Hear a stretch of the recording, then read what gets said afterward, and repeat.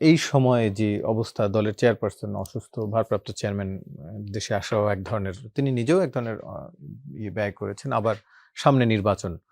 পুরো সময়টাই এক ধরনের চ্যালেঞ্জিং কিনা বিএনপির জন্য বা নির্বাচনে যে প্রস্তুতি বা পরিকল্পনা সেখানে কিছুটা পরিবর্তন আনতে হচ্ছে কিনা? জি, ধন্যবাদ।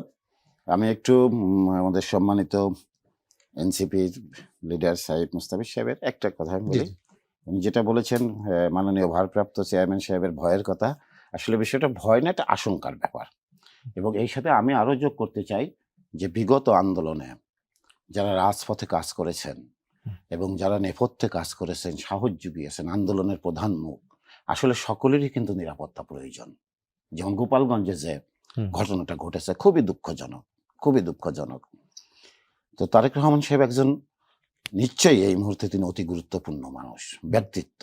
হুম, তার নিরাপত্তা অবশ্যই দেশে আসার আগেই সরকারের তরফ থেকে এখন যেভাবে বলা হচ্ছে, হুম, এই বলাটা কিন্তু আরো আগেই বলা উচিত ছিল। হুম, এবং দেশনেত্রী বেগম খালেদা জিয়ার জন্য যে এসএসএফ নিয়োগ করা হয়েছে, এটা কিন্তু আরো আগেই করা প্রয়োজন ছিল। আমরা জানি যে অতীতে যখন তত্ত্বাবধায়ক সরকার হতো, তখন কিন্তু বিশেষ করে দেশনেত্রী বেগম খালেদা জিয়া এবং তৎকালীন সময়ের আওয়ামী লীগ সভানেত্রী শেখ হাসিনার কিন্তু এসএসএফ নিয়োগ করা হয়েছে। তো এবারে এটা কেন হলো না, সবাই কি ভুলে গেল না সরকার ভুলে গেল, আমি জানি না। আর আপনি যেটা বলছেন যে এই যে বিএনপির একটা সংকট, এটা শুধু বিএনপির সংকট না, এই সংকটটা আমাদের জাতির সংকট হয়ে দেখা দিয়েছে। এই কারণে যে একটা অভ্যুত্থান হয়েছে, একটা ম্যাসিভ অভ্যুত্থান হয়েছে, প্রায় ১,৫০০-এর অধিক ছাত্র জনতা প্রাণ দিয়েছে। তার পরবর্তীতে যে সরকার এসেছে, এই সরকারের যদি একটু ব্যর্থতা হয়, তাহলে কিন্তু এই অভ্যুত্থান কিন্তু প্রশ্নবিদ্ধ হয়ে যাবে। এটা আমরা যত যাই বলি, মানুষ কিন্তু তখন নানা কথা বলতে শুরু করবে। হুম, সুতরাং এই সরকার এবং অভ্যুত্থানের পক্ষে যে সমস্ত রাজনৈতিক দলগুলো, তাদের কিন্তু এমনভাবে কাজ করতে হবে যে সব কাজগুলো কিন্তু টেকসই হতে হবে। ওই যে আজকে না কালকে তফসিল ঘোষণা করব না, এটা ভালো করে চিন্তা ভাবনা করে বলা উচিত যে ৭ তারিখ মানে আমি ৭ তারিখই করব। এটা তো আমাবস্যা পূর্ণিমা দেখে তার তফসিল ঘোষণা করা হয় না, হুম, নিশ্চয়ই সেটা করা হয় না।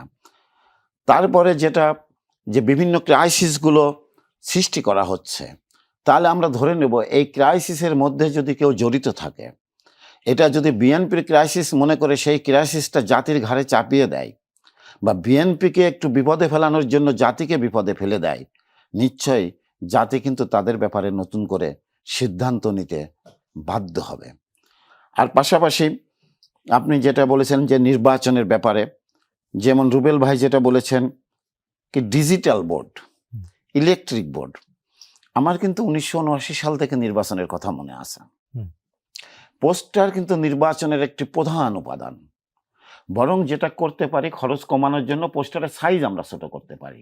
এখন কিন্তু ছোট সাইজের পোস্টার দেওয়াও হয়। এই যে এই সাইজের পোস্টার হুম, দেওয়া হয়, ঘরে ঘরে গেলে আমাদের লিফলেট। জনগণ, আমাদের মা বোনেরা তারা হুম, মার্কাটা দেখেন, নামটা পড়েন। হুম, একটা ডিজিটাল বা ইলেকট্রিক বোর্ড দেওয়া হলো একটা বাজারে, মা বোনেরা কি ওই বাজারে বেড়াতে যাবেন? এটা বাংলাদেশের সমাজ ব্যবস্থায় কি এই হুম, রীতি আসলে আছে? এই রীতি কিন্তু নাই। আমি আসলে, আমাকে সবসময় মাঠে কাজ করতে হয়, অনেক কিছু অনেক সময় এইগুলো দেখা হয়ে ওঠে না। ওনারা ২ জন বলেছেন, আমি অবগত হয়েছি, ফেস্টুন। এগুলো ফেস্টুন ব্যানারের এই জি, প্রচলনটা তো আমার মনে হয় আরো স্টপ করা উচিত। তাহলে খরচটা কমে যাবে। বিলবোর্ড, জি, এগুলোর প্রয়োজন নাই। আর এগুলো যদি প্রয়োজন থাকে, হুম, পোস্টার থাকবে, সাথে নির্বাচন কমিশন বিশেষ বিশেষ জায়গায়, একটা নির্বাচনী এলাকা ২-৪টে জায়গায় তাদের খরচে তারা করতে জি। পারেন। তো মোদ্দা কথা হচ্ছে যে এই সংকট বিএনপির সংকট না, এই সংকট জাতির সংকট। আমি আশা করি সরকার এবং নির্বাচন কমিশন জাতির পালস বুঝে সঠিক সমাধান সিদ্ধান্ত নেবেন। নেবেন।